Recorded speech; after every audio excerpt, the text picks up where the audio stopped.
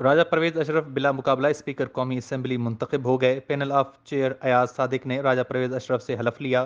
راجہ پرویز اشرف نے کہا کہ اپنے قائد آصف زرداری شہدا کے وارث بلاول بھٹو کا ممنون ہوں۔ وزیر اعظم خالد مکسی، اختر مینگل سمیت ایک ایک رکن کا مشکور ہوں۔ مجھے 22ویں اسپیکر کے طور پر بلا مقابلہ منتخب کیا گیا۔ تاریخ میں پہلا موقع ہے ایک سابق وزیر اعظم کو اسپیکر کا عہدہ دیا گیا۔ اس ایوان کا خادم اور وفادار رہوں گا۔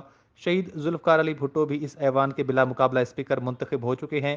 مسائل کا حل نعرے کی سیاست میں نہیں، مشاورت اور باہمی اتفاق میں ہے۔ یہ ایوان حق اظہار رائے کا نگہبان اور محافظ ہے۔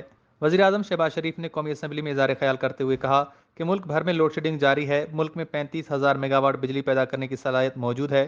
بدقسمتی سے جو پلانٹ سی پے کے تحت لگے وہ سب کول، سولر یا ونڈ پلانٹ تھے۔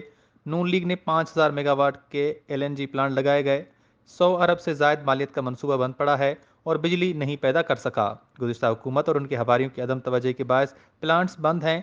اس سے زیادہ نااہل اور کرپٹ حکومت کبھی نہیں آئی۔ سابق حکومت اور ان کے ہواریوں نے بجلی بحران پر کوئی توجہ نہیں دی۔